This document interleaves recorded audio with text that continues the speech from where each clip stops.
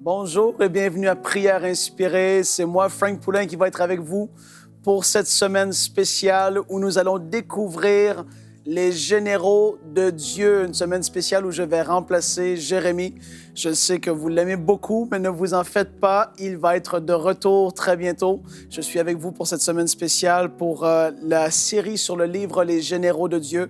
C'est une série de livres en fait que moi j'ai personnellement en anglais qui s'intitule God's Generals. C'est l'auteur Robert Lee Arden qui en est l'auteur et l'écrivain. Et c'est une série de livres qui m'ont, je vais le dire comme ça, vraiment boosté, encouragé, motivé, qui m'ont poussé à aller plus loin avec Dieu, qui m'ont fait voir les choses différemment. Et on veut en faire aujourd'hui. On veut vous le partager parce qu'on veut que vous sachiez à quel point ces livres sont importants, sont vraiment des pépites pour la francophonie. Ils ont été traduits dans beaucoup de langues, mais c'est la première fois qu'ils sont traduits en français. Et pour cette série, c'est Les généraux de Dieu, les revivalistes. Donc, il y a d'autres séries qui vont être faites dans les mois et dans les années à venir sur les évangélistes, les missionnaires, les martyrs, toutes sortes de livres qui sont là de God's Generals où on retourne dans le passé et on regarde dans la vie des hommes et des femmes qui ont bouleversé le monde avec le message de l'Évangile. Et c'est tellement important de pouvoir connaître ces choses. C'est notre histoire à nous en tant que fils et filles de Dieu. Ces hommes et ces femmes ont payé le prix fort de leur vie pour pouvoir tout simplement répondre à l'appel. C'est ça, répondre à l'appel de Dieu. Et puis, qu'est-ce qu'on veut faire tout au long de cette semaine? C'est de pouvoir les découvrir certains d'entre eux, parce que dans cette édition, il y a les frères John et Charles Wesley. Si vous suivez l'émission Bonjour chez vous, vous avez certainement entendu parler d'eux au travers de Anne Berceau, que vous connaissez certainement. Et il y a aussi George Whitefield. J'ai même moi-même fait une rubrique aussi dans Bonjour chez vous par rapport à George Whitefield en profondeur. Il y a Jonathan Edwards, Francis Asbury et les premiers camps. Ça, on va en parler tout au long de cette semaine. À chaque jour, on va voir un personnage différent.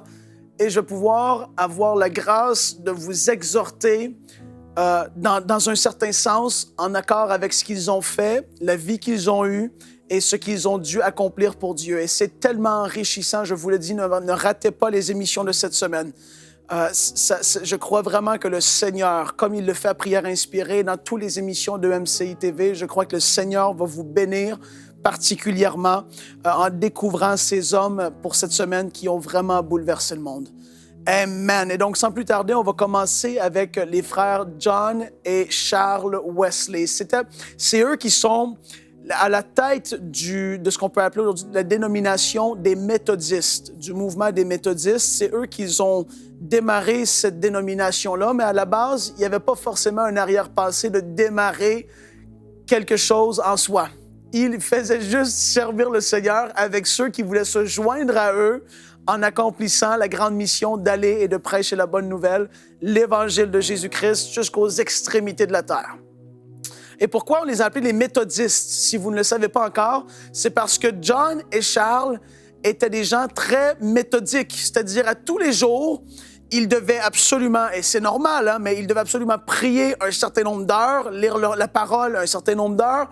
Ils jeûnaient très, très régulièrement. Ils s'assemblaient avec des frères et des sœurs dans le Seigneur. Ils étaient très méthodiques dans ce qu'ils faisaient. Mais ce qu'on découvre dans le livre Les généraux de Dieu, c'est que ces hommes et ces femmes ont fait des erreurs, comme chacun de nous en fait. Et j'aime tellement l'esprit avec lequel Robert Lee Arden a mis à la lumière leur vie, c'est-à-dire qu'il met évidemment en valeur ce que Dieu a fait de fort et d'extraordinaire au travers d'eux, mais il fait remonter à la lumière aussi certains échecs et problèmes qu'ils ont dû affronter.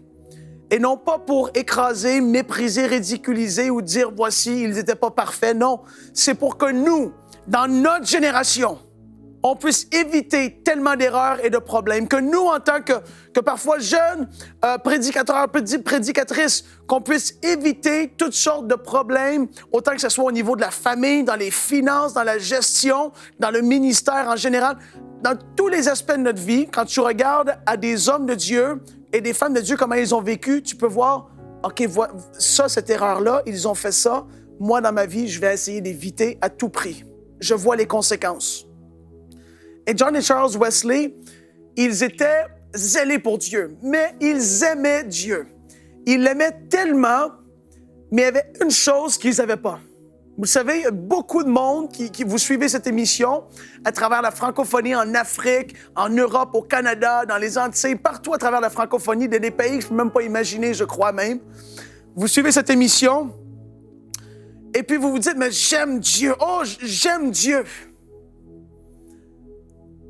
Et vous aimez les choses de Dieu. Vous aimez aller à l'église. Vous aimez faire des prières toutes écrites. Vous aimez être routinier dans ce que vous faites pour Dieu. Les frères Wesley étaient exactement comme ça. Ils aimaient Dieu de tout leur cœur. Leur maman les a élevés d'une façon très structurée, très stricte. Leur papa était un pasteur, mais ils n'avaient pas vécu la nouvelle naissance. Et c'est ça qui est extraordinaire. Jusque dans la trentaine, John n'a pas vécu la nouvelle naissance et pourtant, il se promenait à travers sa nation, parlant de Jésus, mais lui-même n'avait pas vécu la nouvelle naissance. Et c'est extraordinaire. Et aujourd'hui, ce qu'on veut faire, c'est dans la simplicité, dans l'amour. On veut juste examiner soi-même pour réellement voir si c'est juste de la religion ou est-ce que c'est vraiment une relation. Est-ce que j'ai rencontré le Fils de Dieu, Jésus-Christ? Est-ce que nous avons fait cette merveilleuse rencontre? Est-ce qu'on a rencontré le Roi de gloire qui a bouleversé nos vies? Est-ce que le Saint-Esprit de Dieu habite en nous?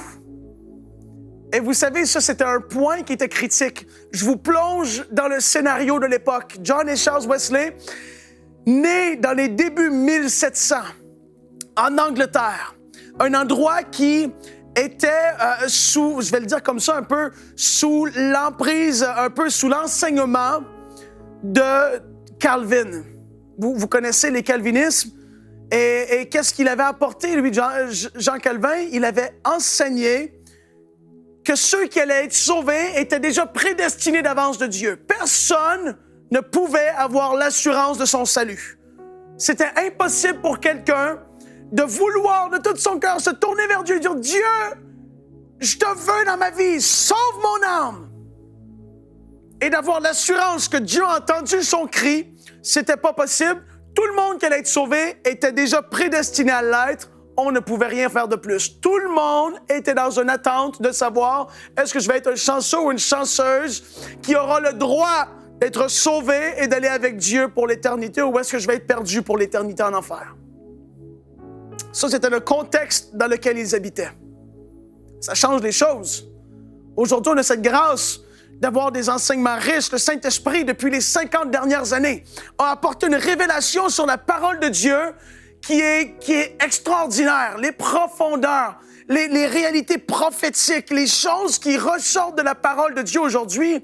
Je bénis Dieu pour ça parce que il n'y a pas une génération, je crois, depuis l'Église primitive qui a eu droit à un enseignement riche comme nous l'avons aujourd'hui.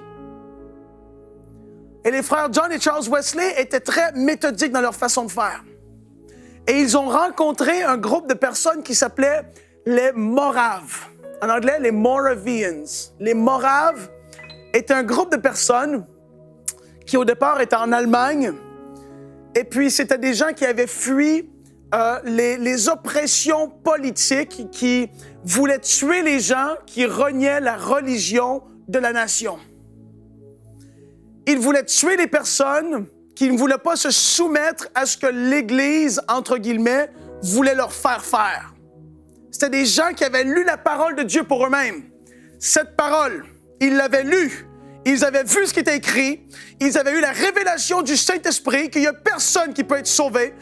Personne, nul peut être justifié si ce n'est par le sang de Jésus et ce que Jésus a fait sur la croix du Calvaire. Ils avaient reçu cette révélation. C'était des gens simples, remplis d'amour. Et les Wesley les avaient rencontrés. Ils se disaient, mais comment est-ce qu'ils peuvent être sûrs, certains de leur salut? Comment est-ce possible d'être certain d'être sauvés? Les Moraves leur disaient, tout ce que tu as à faire, c'est mettre ta foi en Jésus. Et ça dépassait les frères Wesley. Ils devaient déconstruire, démonter les théologies qu'ils s'étaient fait dire pour pouvoir accepter et s'ouvrir à ce que les Moraves leur enseignaient, évidemment, toujours à la lumière de la parole de Dieu. Il leur montrait, il leur disait, allez lire tel verset.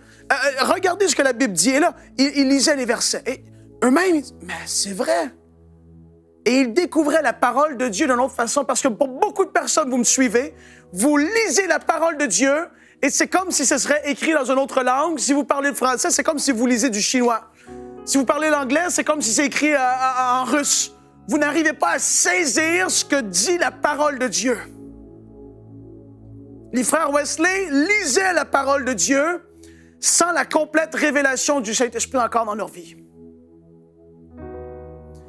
Pourtant, la parole de Dieu, elle dit très clairement, dans Romains 8, et je vais aller avec vous, c'est tellement important. Je veux vous encourager à aller chercher votre Bible.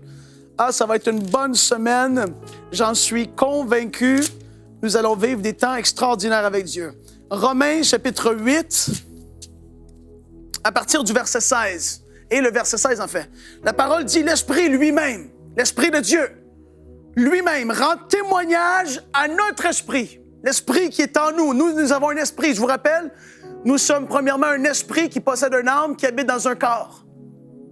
Ça, c'est comment l'homme est fait. On est un esprit, premièrement, qui possède une âme et qui habite dans un corps physique, une tente. Ici, ça dit que l'Esprit de Dieu lui-même rend témoignage à notre esprit que nous sommes enfants de Dieu. Pour tellement de gens, comme moi, ce qui est écrit là, c'est extraordinaire. Ça me dit que je peux avoir la certitude d'être sauvé, peu importe ce qui m'arrive, c'est le ciel de gloire qui m'attend. J'ai l'Esprit de Dieu en moi parce que le Saint-Esprit rend témoignage à mon esprit que je suis enfant de Dieu. J'ai parlé avec des gens dans le passé, des personnes qui faisaient des années, je dirais même des dizaines d'années qui étaient dans l'Église, et je leur ai posé la question, êtes-vous certain d'être sauvés? Les personnes ont dit non. Mais tu dis, comment c'est possible? Des dizaines d'années, entendre des prédicateurs, des invités, des évangélistes, des docteurs, toutes sortes de personnes qui enseignent, et les personnes n'ont pas la certitude d'être sauvées. Et pourtant, c'est la réalité dans la majorité de nos églises. Beaucoup de gens y vont religieusement. Beaucoup de gens y vont par habitude, parce que mon père et ma mère l'ont fait. Ils m'ont dit de faire ça parce qu'eux, ils le font et j'y vais. Avoir bonne conscience, j'ai fait ma bonne action, comme on dit au Québec, ma BA, ma bonne action de la semaine est faite, je suis allé à l'église. Mais les gens ne connaissent pas Jésus pour autant. Les gens ne peuvent pas avoir l'assurance qu'ils sont sauvés pour autant. Ils n'ont jamais dit, Seigneur Jésus, je place ma foi en toi et ce que tu as fait à la croix pour le pardon de mes péchés. Les gens ne savent même pas qu'ils sont encore aujourd'hui séparés d'avec Dieu. La Bible dit qu'il y a un seul médiateur entre Dieu et les hommes, et celui-là, c'est Jésus-Christ homme. Jésus est celui qui réconcilie la paix, qui ramène la paix entre Dieu et les hommes.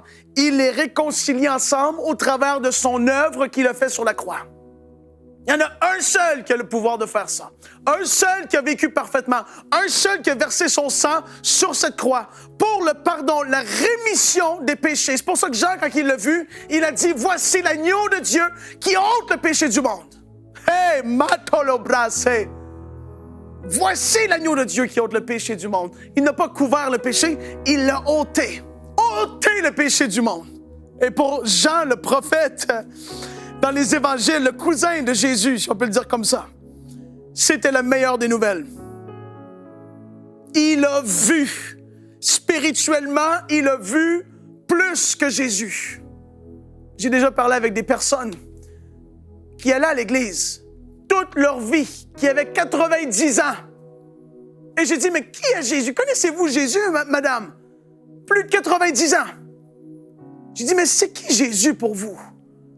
Oh, Jésus, c'est un prophète, c'est un guérisseur. Pas de révélation, pas de salut. Pas de révélation en qui Jésus est, il n'y aura pas de pardon pour les péchés. Il n'y aura pas le Saint-Esprit qui vient habiter ton esprit et qui te donne l'assurance d'être un enfant de Dieu. Et je vais aller plus loin dans ça, parce que beaucoup d'entre vous, vous n'avez même pas la certitude d'être sauvés. Vous vous reconnaissez dans ce que je dis. Vous allez à l'église religieusement. Vous n'avez pas une soif ou une faim forcément pour les choses de Dieu. Vous en avez une peut-être, mais elle n'est jamais... Votre soif ou votre faim n'est jamais désaltérée, c'est jamais assez. Vous avez toujours comme un... Ah, je suis pas bien, j'ai pas la paix. Vous écoutez cette émission, vous dites, mais j'ai pas la paix. Et pourtant, Dieu, c'est ce qu'il veut qu'on ait, c'est une paix qui surpasse toute intelligence. La Bible dit que lorsque le Saint-Esprit vient habiter dans nous, dans notre esprit, les choses obligatoirement vont changer. Les choses vont changer comment? C'est-à-dire que l'Esprit de Dieu qui rend témoignage à ton esprit, l'Esprit de Dieu dans ton esprit, en toi, invisible, ça se fait en une fraction de seconde. Le Saint-Esprit, pouf, vient habiter en toi. Tu deviens le temple du Saint-Esprit. C'est ce que Paul a écrit aux gens de Corinthe. Ne savez-vous pas que vous êtes le temple du Saint-Esprit? Le Saint-Esprit, quand il habite en nous, il nous transforme de l'intérieur vers l'extérieur. Et c'est ce que les frères Wesley ont vécu. Le frère John a écrit quelque chose en particulier. Il a parlé et il raconte, alors qu'il était dans une réunion, il était allé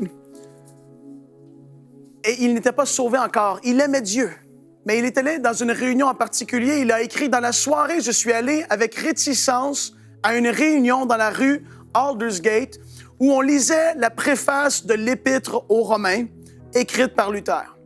Vers 9h moins le quart, pendant que celui-ci décrivait le changement que Dieu effectue dans les cœurs par la foi en Christ, mon propre cœur s'est senti étrangement réchauffé.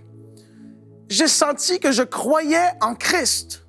Il a senti pour la première fois de sa vie qu'il croyait en Christ et en lui seul, pour mon salut, que je recevais l'assurance du pardon de mes péchés et qu'il me sauvait de l'esclavage du péché et de la mort. Je me suis mis à prier de toutes mes forces pour ceux qui m'avaient trompé et persécuté. Puis j'ai exposé ouvertement à toutes les personnes présentes ce que je ressentais intérieurement. Mais il n'a pas fallu longtemps avant que l'ennemi ne me souffle. Ce n'est peut-être pas de la foi, car où est ta joie? Le diable, le menteur et même le père du mensonge va venir faire douter les gens. Et il a continué, il dit, en entrant chez moi, des tentations m'ont assailli, mais j'ai imploré le Seigneur et elles ont fui. Toutefois, elles sont ensuite revenues à maintes reprises, mais comme je levais les yeux vers le ciel à chaque fois, Dieu m'a envoyé du secours de son saint lieu et j'ai réalisé la différence entre cela et mon état préalable. Je luttais de toutes mes forces quand j'étais sous la loi, de même que maintenant que je suis sous la grâce. Mais sous la loi, j'étais parfois, voire même souvent, vaincu. Alors que sous la grâce, je suis toujours vainqueur. Toujours vainqueur sous la grâce. Ce qu'on est appelé à vivre, c'est être des plus que vainqueurs. Ce qui va triompher du monde, c'est notre foi. Les frères John et Charles Wesley ont vécu la nouvelle naissance, qui les a transformés de l'intérieur vers l'extérieur. Ils ont été transformés dans leur mentalité. Romains 12, le verset 2 nous dit que « Mais soyez transformés par le renouvellement de l'intelligence. Soyez transformés, métamorphosés, par le renouvellement de l'intelligence, afin que vous discerniez quelle est la volonté de Dieu, ce qui est bon, agréable et parfait. » Dieu veut qu'on soit transformé, métamorphosé dans notre intelligence. Le mot « métamorphose », ça parle d'une chenille qui devient un papillon glorieux. Je sais pas pour vous, mais je préfère être un papillon glorieux qu'une chenille brune peut-être ou noire qui longe le sol et qui ne sait pas où il s'en va. Je préfère prendre, avoir ressemblé à un papillon glorieux qu'une petite chenille qui traîne par terre. Dieu nous appelle à être métamorphosés dans nos pensées. Et alors qu'on est changé dans nos pensées, nos paroles vont changer. On va bénir nos enfants, on va parler la vie, on va décréter la foi. On ne dira plus des choses dans l'inquiétude constamment. On va être des gens de foi, des hommes et des femmes de foi. Parce qu'on sait en qui on a cru. Et on va connaître la parole de Dieu. Et la parole de Dieu, lorsqu'elle fait son effet en nous, nos actions vont changer. Vous allez penser différemment, parler différemment, vous allez agir différemment. Les choses qui vous tenaient captifs, vous n'allez plus les faire. Je vous le dis, c'est tellement extraordinaire. Quand une personne naît de nouveau, il y a des choses extraordinaires qui se passent à l'intérieur d'eux. Les frères Wesley ont continué sur leur chemin avec le Seigneur, nés de nouveau. Ils ont bouleversé l'Angleterre. Au travers de leur ministère à cheval, ils ont su voir des milliers et des milliers de personnes se rassembler pour attendre le message de l'Évangile. Les églises fermaient leurs portes contre les frères Wesley parce qu'ils prêchaient le salut par grâce, par la foi en Jésus de ce qu'il avait fait. Ils prêchaient des choses qui étaient différentes, qu'on pouvait avoir l'assurance de notre salut. Les églises fermaient leurs portes, mais les champs s'ouvraient à eux. Ils allaient prêcher dans des champs, dans des endroits où est-ce que les gens se rassemblaient, des milliers de personnes. Et ils ont bouleversé l'Angleterre et par la suite, au travers de ce qu'ils faisaient et accomplissaient, les États-Unis d'Amérique aussi. Ça, c'est explosif. Tu mélanges la prière régulière, la lecture de la parole, des jeûnes, des rassemblements entre frères et sœurs, avec une authentique foi en Jésus, ça l'explose. Ça, c'est une recette pour la gloire de Dieu. Et aujourd'hui, ce que je veux faire, c'est que je veux lancer l'invitation à vous tous qui m'écoutez. C'est la première émission d'une série. Je vous le dis, on va découvrir des témoignages, des choses extraordinaires que ces hommes ont vécues, relevant et accomplissant l'appel de Dieu pour leur vie. Vous allez être mis au défi, vous allez être challengé dans votre foi, vous allez être challengé dans ce que vous faites pour Dieu. Je vous le dis, ne manquez pas le restant de cette semaine, ça va être extraordinaire. Aujourd'hui, par contre, aujourd'hui, c'est le jour du salut. Aujourd'hui, c'est le jour du salut pour une personne à quelque part dans le monde francophone. Je le sens dans mon esprit. Aujourd'hui, quelqu'un va naître de nouveau. Plusieurs vont naître de nouveau par la grâce de Dieu, Jésus-Christ. Et, vous savez, je suis passionné. Je ne peux pas faire autrement que d'être comme que je suis passionné. Quand je parle du salut, quand je parle de la parole de Dieu, quand je parle de ce qu'elle fait, j'en suis un témoin vivant. Elle m'a changé et elle continue de le faire. C'est extraordinaire. Et aujourd'hui, je vais lancer l'invitation à vous tous qui suivez cette émission. Vous qui n'êtes pas certains d'avoir l'assurance de votre salut. Quand je dis ici que l'Esprit de Dieu lui-même rend témoignage à notre esprit que nous sommes les enfants de Dieu, vous ne pouvez pas dire « j'ai l'assurance de ça ». Vous ne pouvez même pas dire que, Frank, j'ai l'assurance de comprendre ce que je lis dans la parole de Dieu. Quand je la lis, c'est comme si je lis des mots sur un papier. Il n'y a pas la révélation du Saint-Esprit qui apporte des changements dans ta vie. Parce que pourtant, c'est ce que la parole est supposée faire. Elle est un miroir qui nous démontre notre état actuel. Aujourd'hui, j'envoie l'invitation à qui le voudra. Aujourd'hui même, tu peux être sauvé. Tu peux avoir l'assurance que si tu meurs, tu sais où est-ce que tu t'en vas. C'est pas Frank Poulain qui le dit. C'est pas un homme qui le dit. C'est pas une dénomination ou une église quelconque. C'est la parole tout-puissante de Dieu qui transforme des vies encore aujourd'hui, qui n'a pas changé et n'a pas arrêté de le faire. Elle est vivante. Depuis des millénaires, elle transforme et bouscule des nations et des vies.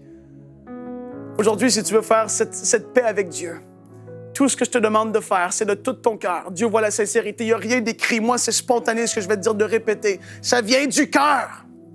Et quand ça vient du cœur, comme je t'ai dit en une fraction d'une seconde, tout ce qui était là dans ta vie, tout ce qui était péché, toutes les choses qui étaient là écrites dans les registres célestes, parce que Dieu tient compte des péchés que les hommes font. Je vous le dis parce qu'il va juger justement.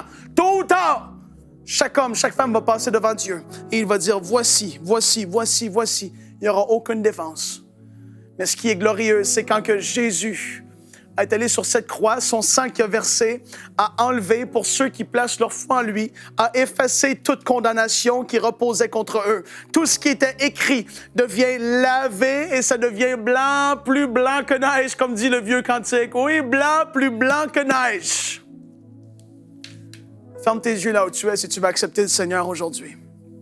Répète après moi, Seigneur Jésus, je viens à toi. Je reconnais que je ne suis pas né de nouveau encore. Je reconnais que je suis un pécheur et que par cela, je suis séparé d'avec Dieu le Père. Et Dieu, je te demande pardon aujourd'hui pour tous mes péchés. Viens et purifie-moi. Transforme-moi.